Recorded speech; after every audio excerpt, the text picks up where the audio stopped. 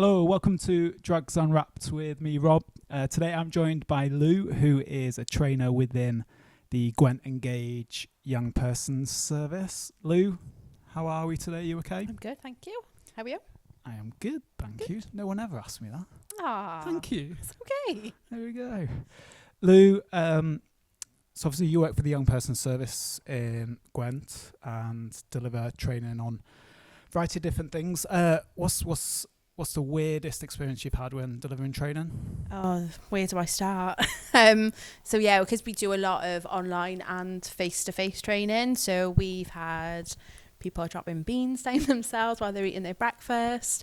We've had washing being put away. We've had chickens. Somebody's had chickens on training. Driving a car. Yeah, you name it. We've experienced it. Where are you delivering training?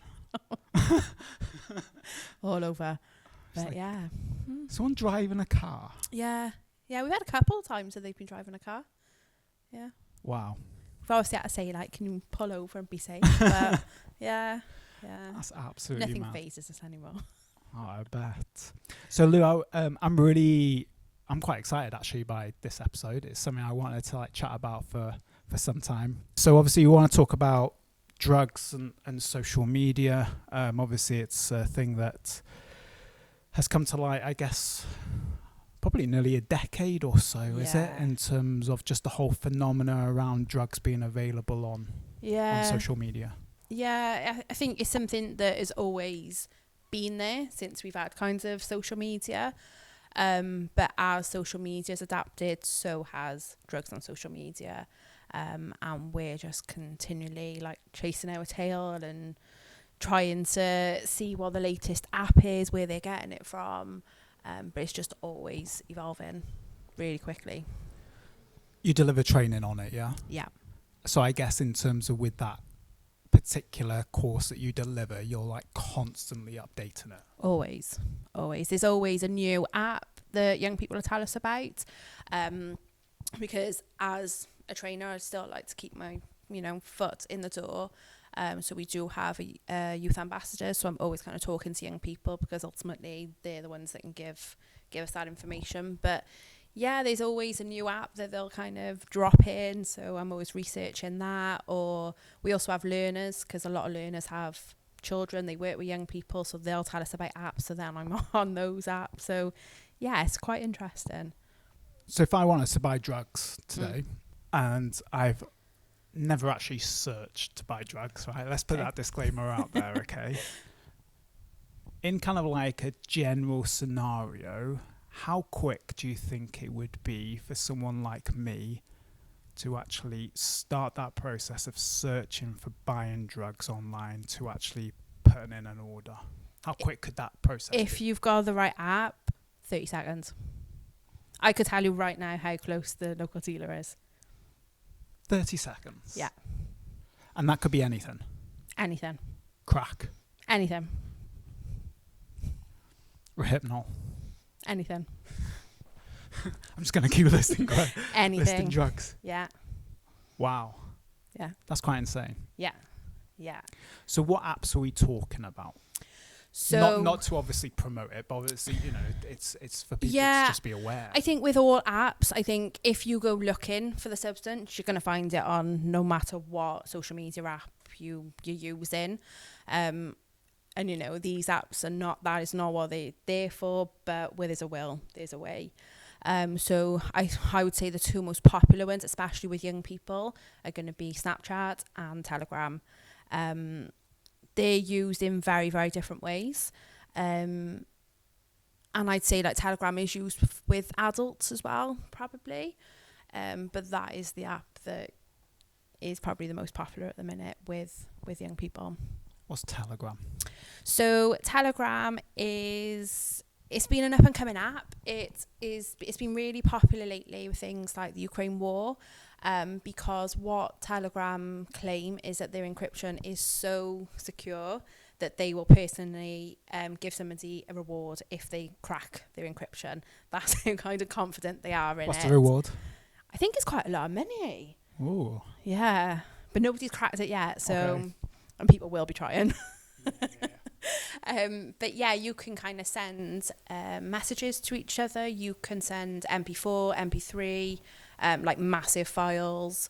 You can have groups on there. So when you think of WhatsApp, which loads of people use, you can have 256 contacts in a group, where on Telegram it is something like 250,000 you can have. So they're huge, and you can create channels on there. So showing my age a bit now, like MySpace and Bebo, that kind of thing, you can just update it, and you can also create bots on there, so they will automatically answer questions. It doesn't look great, it's not like the nicest of looking apps, but it does everything that people want. Being quite naive, is it like an app that you would just download onto your phone, just like you would download like Insta or Twitter? Yeah, you don't need anything special to download it, so you would just need your phone number, email address, and you're on it. And I've noticed there's a rise in like businesses using it as well. So obviously I know about the drug side of it, but you know, I'm in quite a few like mindful groups and things, and for their like one-to-one coaching, they will use Telegram because of that encryption, rather than using things like WhatsApp. Yeah. So, yeah, one of the big questions I wanted to ask then is like, how do people actually come across this? Is it a case of, and I mean in terms of come across kind of like people selling drugs and obviously the potential there to buy them, is it a case of that it will, people actually have to actively search for it, or is it a case of where they could actually just be, I don't use Snapchat, and obviously Telegram is brand new to me as well, but you know, I have this idea in my mind that you'll just be scrolling and you could just come across it. It used to be that you could be on things like Instagram and you would literally scroll and you'd have a post about MDMA, you'd carry on, you'd have another post about cocaine. You know, it would literally be that way, that you would just keep scrolling. Or you could just search for a hashtag on Instagram and all the posts around, like if you search hashtag MDMA, all the posts would come up. It has changed, and that is because the social media platforms are getting, you know, tighter on this thing, and especially with the online safety bill, they've had to. So now they may come across things on Snapchat, and that will be just down to young people following everybody and anybody on Snapchat. They just have thousands of people that they're following, so somebody might post a story that they're selling, they might directly message somebody. I mean, we've had stories of learners who their number has been in some, like a young person's phone, and they've just sent out a blanket like message, and they've had their like list of what they're selling. So yeah, it used to be really easy where you would just be scrolling. Now I think they do have to more actively look for it. It's not as easy. So historically then, like, anybody could have just been on Insta and just come across an advert? Yeah. Wow. Yeah. That's pretty crazy. Yeah. So obviously you work within a young person's service, and it sounds like you are getting quite a bit of information from young people who have experience around all of this, yeah? Yeah, I'm always asking them. So, and that's the way that we learn, you know. We have to have those conversations with young people because I'm not a young person anymore. So yeah, I have to have those conversations, and luckily they're willing to kind of give us that information so we can go away and we can do the research, because that is what it's all about, is doing the research, making sure we've got those facts and those figures, and we can then deliver that information so we can then keep young people safe and give them that information. How safe is it though, in terms of for those young people purchasing their drugs via those methods? It's not safe. It's never safe. Or if they buy in off, I don't know, friends or social media, it's never ever safe. They never know what they're taking, and we see that with webinars. You know, I'm on there all the time looking what's being sent, and it's never really what it is. What we find with young people is they still like to make that like in-person exchange. So what they'll tell us is they will maybe order something online. So they'll order something on Snapchat, and what they like is that the person they're ordering something from might be a friend of a friend of a friend, so they've got that kind of connection to them, because in their eyes they couldn't possibly be selling me anything that isn't what it is. I'm going to be safe because I've got that connection to them, when in reality they haven't got a clue really who that person is, but they will order it. So they might send them a message, be like, I'd like, you know, whatever it is they're after, and then they'll still make that in-person exchange with them. So they'll go and meet them, and they will still make that in-person exchange. Is that quite common in terms of for that exchange to be done in person then? Yeah, with young people.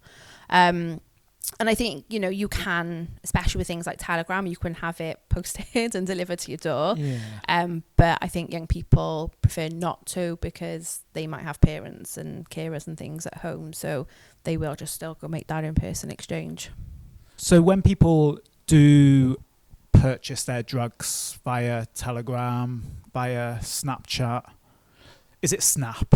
Snap, yeah. Is that how the cool kids say it? Yeah, it's not Snapchat. Snap. Yeah. So if they don't meet the dealer face to face and do like an in-person transaction, I guess they just get it sent to their house, do they? So they can have it sent to their house, or they can use in-post lockers. So they can put that as like the address, so they can go and collect it from those in-post lockers that are around majority of supermarkets, and are always full when I want to go and put my Vinted in. I was going to say, yeah, I only know them because my wife uses Vinted. Yeah. So the person behind her could be collecting their drugs, right? They could while be. she's getting her latest They could be. bit of kit. I mean, we don't want to judge, but maybe. No, maybe. There we are. Cool.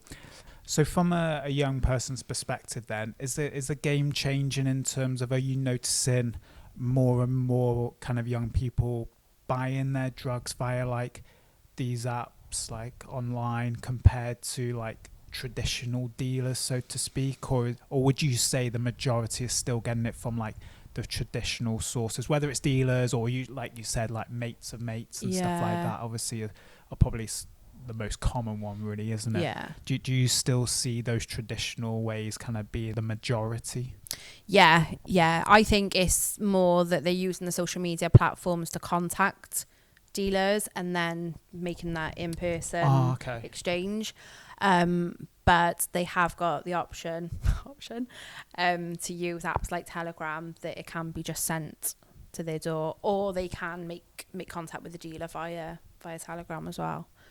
So your postman could still technically be your kind of Absolutely. Indirect kind of dealer as well, from there. The quality of drugs, do people notice a difference in quality at all if they do purchase online? No, nobody's ever really kind of mentioned anything about quality.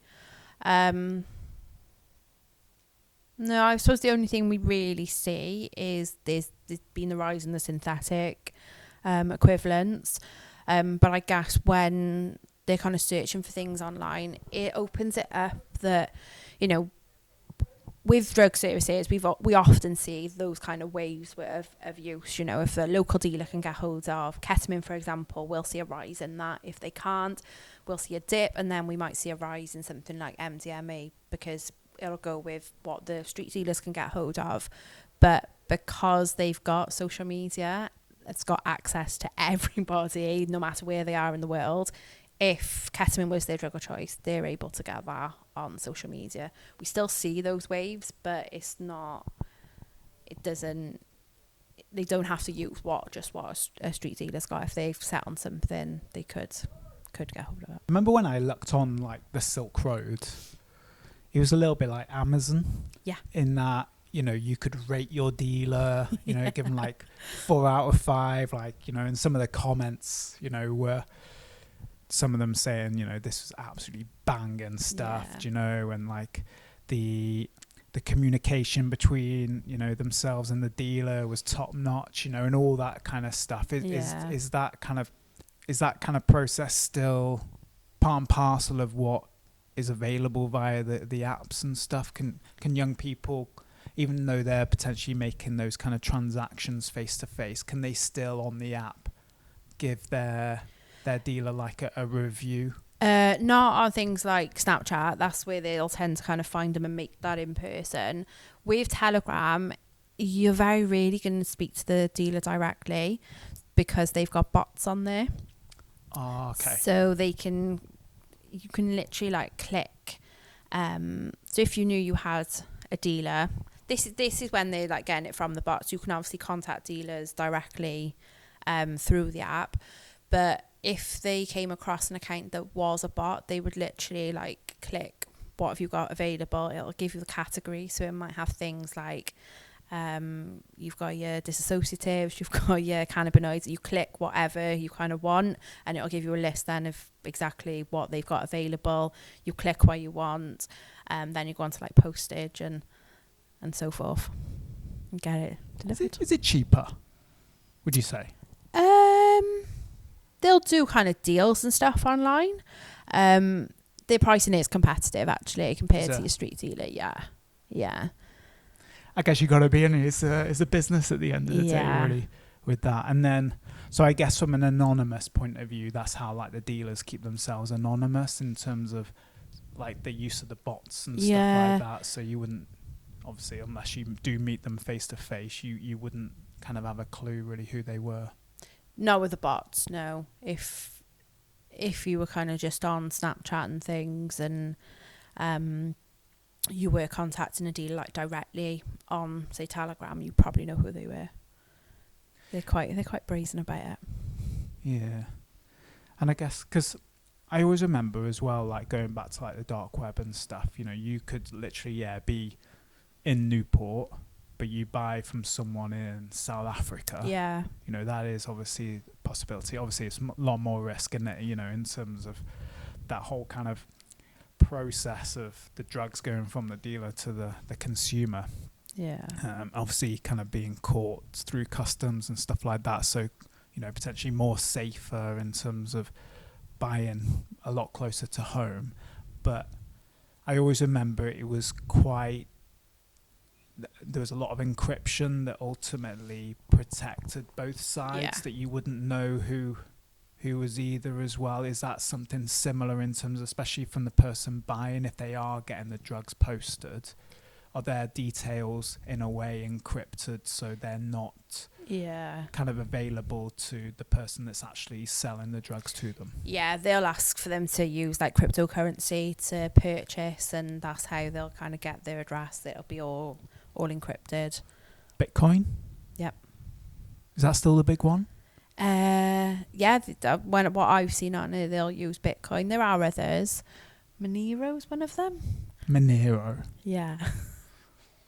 Not my strongest thing of cryptocurrency, but I don't know whether you know the answer to this, but how do you get Bitcoin? Do you just put it into like an online account and then it turns into?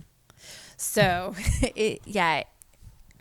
Bitcoin's really interesting. So like one Bitcoin, I don't know how much is worth off the top of my head, but it varies. So it could be something like one Bitcoin is worth £137,000.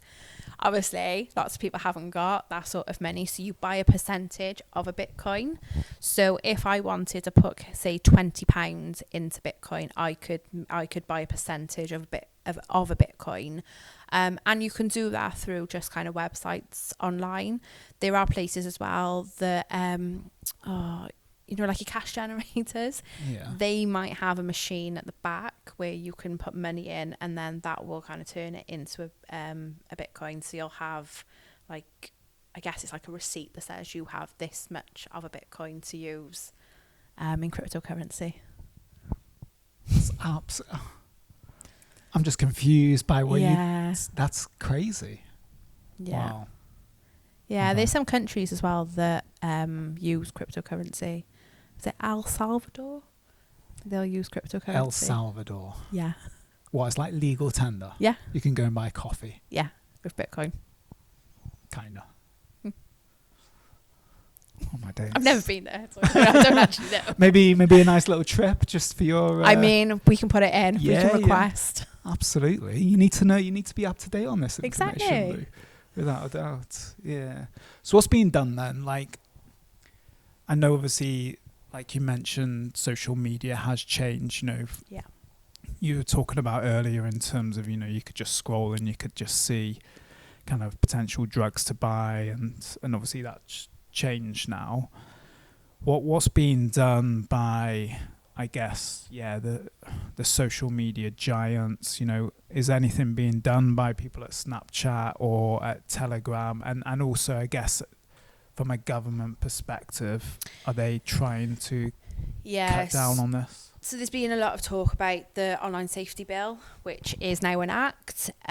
So they are currently in the process of putting it in place. So what that act kind of outlines is it's around keeping young people safe online, ultimately. So there's lots of different kind of elements to the Online Safety Act, but part of it would be around kind of substances online, so that the social media platforms will be accountable if young people are kind of coming across any posts or they're being exposed to anything that isn't appropriate for them. Personally, I don't know how they're going to manage it. I'm quite interested to see how and what they're going to put in place in order to abide by the act. But part of it is if they're kind of being shown that they're not taking steps to safeguard and protect young people, they will be fined. And the fine is quite a lot. It's up in the, billions. Billions. Lisa's saying no. Or 10% of their revenue. Or 10% of their revenue, whichever is the highest. So it's going to be billions. Yeah. You might want to check that fact. Okay. So, a massive kind of financial incentive to... Yeah. I reckon you could get away with it on Twitter, though. Oh, with Twitter. How Twitter is now. Wow. I reckon you could... Yeah. Yeah, you can get away with anything on Twitter now, couldn't you? Yeah. I mean, Twitter's not one that I use because I don't like it. I don't like the vibe on it. It's changed. I just don't. I just don't like it. But... yeah, we haven't even signed up to an account on there, and we've come across substances on Twitter where we've just searched for something. So it's not one that I know a lot about because I just don't like it, so I just stay away from it, if I'm honest. Yeah, and I think just kind of tapping onto that as well, that with social media, we've got to remember it covers the whole world. So I could be talking to somebody in America where if they're posting things about cannabis, that's fine. It's legal in majority of states in America. So this is where it gets really difficult then for the social media platforms to manage, because what might be legal in one country isn't in another. So I have reported posts that I've seen that have been selling cannabis, and I've had the social media platforms come back to me and say, well, actually, we're not taking it down. It doesn't violate our policies. And because it's stemmed from America, that's why they haven't taken it down. So it's a really, really difficult one. But some social media sites will take down your post, giving out harm reduction advice. Yes, they do. Yeah. So lastly, I think it's really important, like you said before we started, really want to make people aware that actually we're talking about drugs and social media and obviously stuff that you said today, Lou, which was brand new to me, and but it's not all that bad, is it, social media? No, I think social media gets a bad name for itself, and yes, there is bad stuff on there. It can be used for bad things, not nice things, but the world is completely different. Young people have never ever known a world without social media, without the internet. So we as adults have to kind of accept that. And the best thing that we can do is to educate them on how to keep themselves safe online, because it's never going to go away. It's such a big thing, and it can be used for great things. People are able to stay in contact, especially through COVID and things. Where would we have been without kind of social media and technology? Yeah. We would have all been really, really isolated. But it is just about that educating and making sure they know how to report things if they come across anything on social media. And if they do, the person isn't going to know that they've reported it. But it is all about keeping them safe online. Is there any advice for parents Like, when you deliver training and stuff, is there stuff in there that you kind of like say to parents who they may not necessarily suspect, or they may know that their children aren't buying drugs, but just as like a protective kind of element, is there stuff that you give out as advice to them? Yeah, so you've got things on like Snapchat that you've got GPS functions on there. So on Snapchat, you've got what's called a snap map. So you can see if somebody's got their GPS on, you'll be able to see them exactly where they are to the street that they're in. So it's things like making sure their GPS is off, or only sharing it with parents if they want to kind of know where that young person is. There's also quite a few resources that outline how to keep young people safe online. So whether that is, the settings that they have, or having those conversations there's lots of resources that we can pop in probably at the bottom of this podcast for parents to use if they need and wish to. Yeah, we'll put it in the description. Description. The description. Sound like a proper poddy now. Absolutely, it's so professional. Of course. This is the absolute business, Lou. Come on. Cool. Lou, thank you very much. You've blown my mind. Sorry. Yeah, I'm going to look at... I'm not going to go and download Snap. I'm far too old for Snap. I wish I didn't, but it's the only way my daughter will communicate with me. So I've been forced to, and it's helped my job. Yeah, absolutely. Lou, thank you very much. Thank you. Everyone else, we will see you soon. Thank you. Bye-bye. If you have been affected by any of the issues discussed in today's podcast, please reach out. Barod have a free and confidential live web chat service that is available 7 days a week on our website at barod.cymru, where you can chat to a trained support worker. Alternatively, you can contact Wales's National Drug and Alcohol Helpline Dan 24/7, either by calling 0808 808 2234 or text Dan to 81066.